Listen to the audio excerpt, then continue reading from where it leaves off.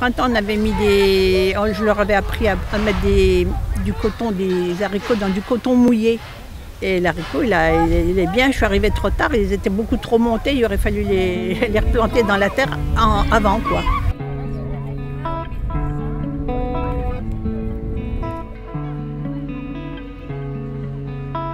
Et qu'il y a des plantes qui ne s'aiment pas.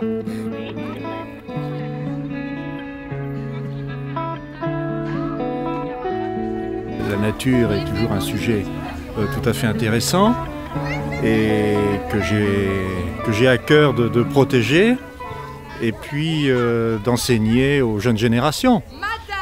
Donc l'alchimie dans un tel espace, c'est justement la rencontre entre les seigneurs et les plus jeunes. Déjà, l'oxygène. Nous habitons en ville, on a besoin de sortir de là. Et je trouve que c'est un coin merveilleux. Hein. Et de partager ça avec les enfants, c'est vraiment adorable. On aime donner encore à notre âge. Hein.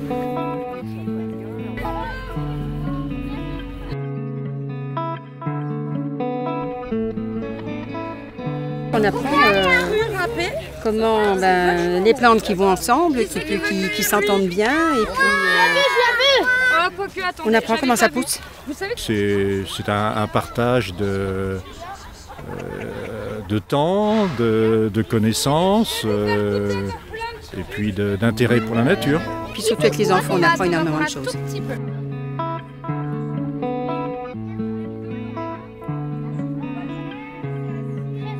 Moi, ça me rappelle ma jeunesse, quand on avait les jardins. Comme on habite en ville, on n'a plus de jardin.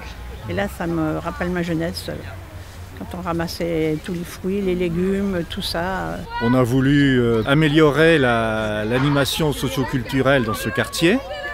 Et que donc pour nous, ce jardin qui a été créé à l'initiative du CPN Les Coquelicots était tout à fait dans notre objectif de développer l'animation culturelle et sociale et donc de créer du lien social. Ça me plaît. Tu appelles le jardin, maman?